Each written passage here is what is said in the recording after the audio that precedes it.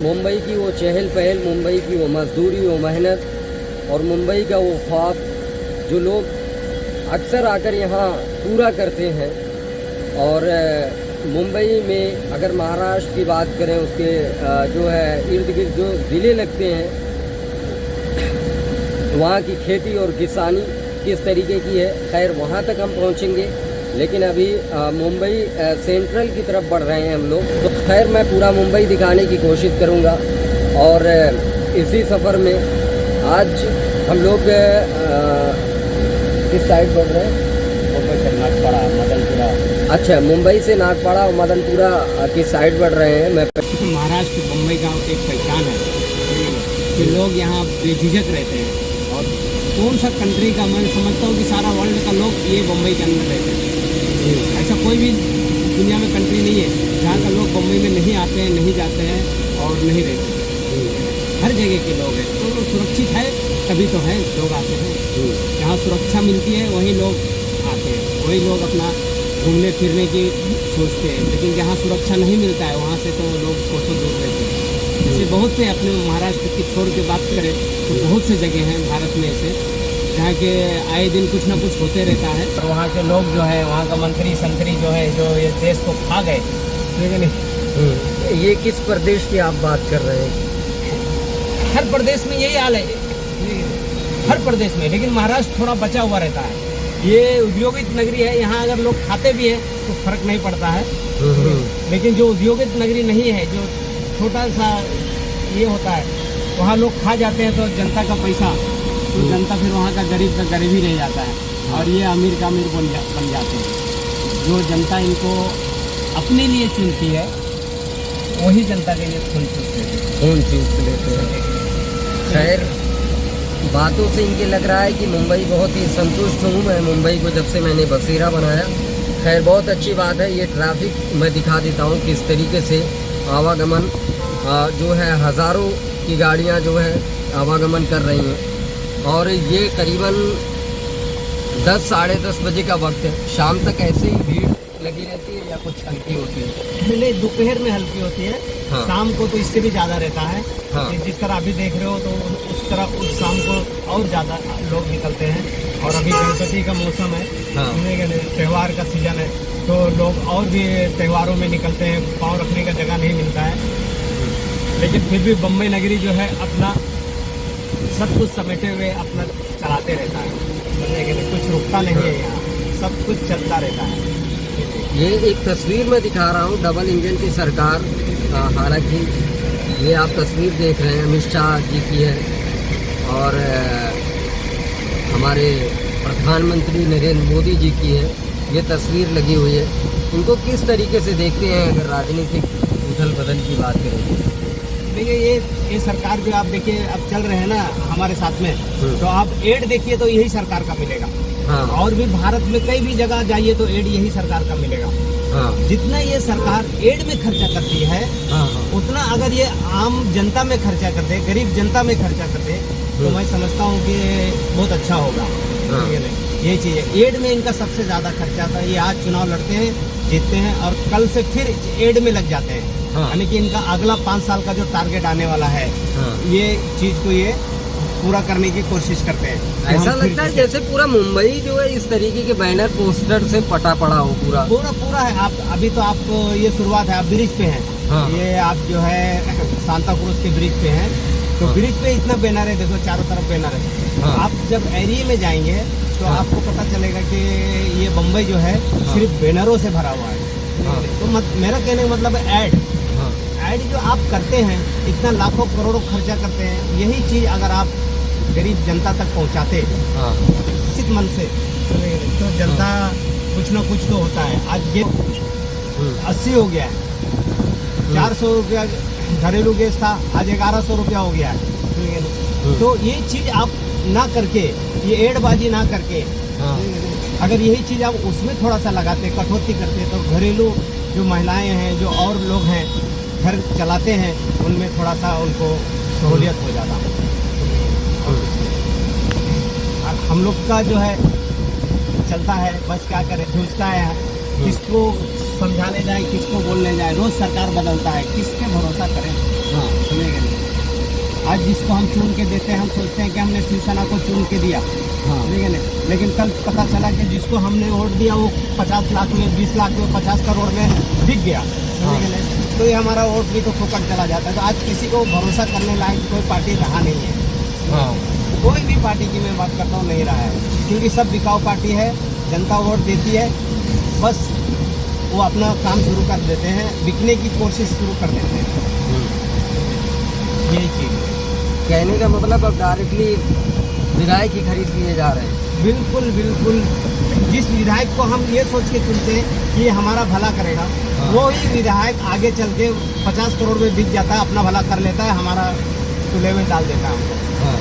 तो हम अच्छा, बीजेपी की खास करके अगर महाराष्ट्र की बात करें तो स्थिति क्या है बीजेपी की? आप तो मतलब सड़कों पर रहते हैं डेली, न जाने कितने लोग जिस सीट पर मैं बैठा हूँ उस सीट पर आपके बैठते हैं, तो मतलब उनसे भी बातचीत होती होगी, हो सकता है कोई ऐसा भी टकरा जाता होगा जो आपसे सरकार के बारे में पूछे। स्थिति क्या है महाराष्ट्र की बात करें तो? आप स्थायी है यहाँ से? अभी तो फिलहाल महाराष्ट्र का कोई माय बाप नहीं है, सुनने में आया है कि सरकार तो अभी तक बना नहीं है, हाँ। चल रहा है, हाँ। लेकिन जहाँ भी किसी की अगर सरकार बनती है, हाँ सुनने के लिए कोई भी हो, हाँ चाहे बीजेपी हो, कांग्रेस हो, शिवसेना हो, जो भी हो, हाँ। अगर कहीं भी कोई भी सरकार मिली जुली बना लेता है, किसी तरह से बना लेता है, तो मेरा कहने का मतलब है कि उसे 5 साल चलने दो, सुनने के लिए उसे तोड़ मरोड़ कर गिराओ मत, इसलिए मत गिराओ कि भाई ये जनता दोबारा चुनाव लड़के फिर से अपना पैसा कहाँ से लाएगी।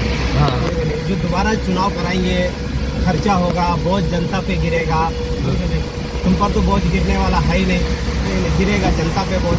तो ये किसी भी तरह से 5 साल इसे चलने देना चाहिए, उसकी सहयोग करना चाहिए, चाहे बीजेपी का सरकार हो, चाहे कांग्रेस की सरकार हो, चाहे शिवसेना की सरकार हो, या किसी की भी सरकार हो, अगर बन गई है तो उसे स्थिर तरह से उसको सपोर्ट करो और उसे 5 साल चलने दो, इसी में जनता की भलाई हो। वरना तुम ऐसा बिगड़ करते रहोगे तो आज तुम आओगे, कल वो आएगा, परसों वो आएगा, तो इसमें ना प्रदेश का भला होता है और ना जनता का भला होता है, सिवा नुकसान के सिवा। आम पब्लिक बीजेपी के बारे में क्या कह रही है? आम पब्लिक कोई भी जो है बीजेपी को सही नहीं ठहरा, हाँ कोई भी पब्लिक आप पूछ लो, ये है जो बीजेपी के जो लोग हैं, हाँ सुनेगा नहीं, वो उनको वाह करते हैं, तो उनका एक मुर्दा है। ये मुर्दा क्या है मालूम है? जैसे हिंदुस्तान पाकिस्तान, हाँ हाँ हिंदू मुसलमान, हाँ मंदिर मस्जिद, हाँ। सुनेगा नहीं, बड़ा भारी भारी पोस्टर लगा हुआ है। तो अभी आप सिर्फ पोस्टर ही देखेंगे, देख लो पूरा पोस्टर, हाँ ऊपर भी पोस्टर लगा हुआ है। हाँ। मतलब मैं करीबन हम लोगों को चलते हैं 5-7-8 किलोमीटर हो गया होगा, और 7-8 किलोमीटर के रेंज में सिर्फ पोस्टर ही बैनर दिख रहा है। हाँ, तो हिंदू मुसलमान से हम लोग बात शुरू किए थे, तो इनका जो नारा है हिंदुस्तान पाकिस्तान, हिंदू मुसलमान, सुनेगा नहीं, मंदिर मस्जिद, हाँ। और लौ जहाज वगैरह वगैरह, तो ये जो ऐड है ये कोई ये नहीं है, ये हमारे भारत के हिंदू भाइयों को, ठीक है नहीं, इसमें कुछ मिलता नहीं है, बस एक चीज मिलता है इसमें, उनको जोश मिलता है, जोश मिलता है, और यही जोश चाहिए बीजेपी को, हाँ आरएसएस को, जो भी है, यही जोश चाहिए। ये जोश इसलिए चाहिए कि उनको मुस्लिम अगेंस्ट काम करना है, हाँ बस। और बीजेपी का ये एक बहुत बड़ा प्रचार है। अब प्रचार का टाइम खत्म हो गया, जो लोग घर घर जाते थे ना, प्रचार करते थे, भाई हमको वोट दीजिए, हाथ जोड़ते थे, वो जोड़िए, नहीं, आज प्रचार नहीं है, आज मीडिया सब खरीदा हुआ है, और आप मीडिया को पैसा दे देते हैं, हिंदू मुसलमान करिए, ये करिए, वो करिए, यही आपका प्रचार है, यही प्रचार है। मेन प्रचार हिंदुस्तान का आज जो बीजेपी का जो है वो यही है, सुनिएगा ना, और इसी से वो आगे बढ़ती है। अच्छा, ये सब जानते हुए भी आम पब्लिक इस बात को समझते क्यों नहीं है? देखो, समझती पब्लिक जरूर है। हाँ। देखो, अगर हम 140 करोड़ की आबादी में हैं, या 35 करोड़ जो भी हो, हम उस आबादी में हैं, अगर हमारे देश के प्रधानमंत्री जी को मैं ये कहता हूँ, सुनिएगा नहीं, अगर उनको जनता वोट देती तो जनता का चिंता जरूर करते हैं। चिंता करो, वो तो कहते 24 घंटा 18, 22 घंटा मोदी जी जागते हैं। हाँ, तो वो जनता का चिंता जरूर करते हैं, लेकिन जनता उनको वोट देती ही नहीं है। हाँ। मैं 100% कहता हूँ जनता उनको वोट नहीं देती है, अरे समझे कि नहीं? फिर जीतते कैसे? मशीन है, हाँ मशीन है भाई, समझे ना? अगर मैं तो वो तो कहता हूँ, अगर जनता उनको वोट देती ना तो जाहिर सी बात है वो जनता के बारे में जरूर सोचते हाँ हैं, समझे ना? जनता के बारे में जरूर सोचते हैं। अगर आप मुझे एक चाय पिला रहे हैं तो यार आप अच्छे आदमी हो, आपका मैं ये काम करूँगा, आपके साथ चलूँगा, ठीक है ना, खुश हो जाऊँगा। थोड़ा मेरा बोलने का मतलब दिल खुश हो जाता है, सही बात। समझा ना? लेकिन हमारे प्रधानमंत्री जी को जनता का चिंता है ही नहीं, उनको सिर्फ 2 आदमी का चिंता है, समझा ना? एक अंबानी, एक अदानी। हमारे देश में 2 इंसान बेच रहे हैं, 2 इंसान खरीद रहे हैं। पूरा भारत में और उद्योगपति है ही नहीं, समझेगा नहीं? सिर्फ 2 ही उद्योगपति हैं, अंबानी, अदानी, समझेगा नहीं? मुझे इनसे कुछ लेन देन नहीं है, लेकिन जो सामने है दिख रहा है, अंधा भी जो है ना वो बोल सकता है इसको, तो मैं तो आँख वाला हूँ यार, मैं तो जरूर बोलूँगा। अच्छा ऊपर भी थोड़ा सा ना पोस्टर यहाँ भी दिखा देता हूँ, गाड़ी आ गई है बीच में और बोलते रहिए। आप पोस्टर दिखाइए, पोस्टर यही तो चीज़ है, पोस्टर में जितना खर्चा ये करते हैं ना, देखिए अभी और आ रहा है, बहुत बड़ा एड आ रहा है, हर जगह आपको यही मिलेगा। मैं यही अपने देश के वासियों से कहता हूँ और मैं देश के लीडरों से भी कहता हूँ कि भाई आप अपना काम इतना अच्छा रखिए, इतना अच्छा रखिए कि लोग आपको याद करें, सही बात। समझे नहीं? और लोग आपको प्रचार ना करते हुए भी चुन के लाए। लेकिन एक चीज़ जरूर है कि नरेंद्र मोदी जी को लोग जो है याद रखेंगे। दुनिया में 2 ही इंसान याद रखे लायक जाते हैं। हाँ जैसे मैं अभी आपको एक उदाहरण दे देता हूँ। हाँ हाँ जहाँ जहाँ हमारे राम जी का नाम है, हाँ समझे नहीं, वहाँ वहाँ रावण का नाम है। वहाँ रावण है कि ना भाई? नहीं हाँ? तो राम जी अच्छे काम के लिए याद किए गए, हाँ? और रावण बुरे काम के लिए याद किए गए, समझा?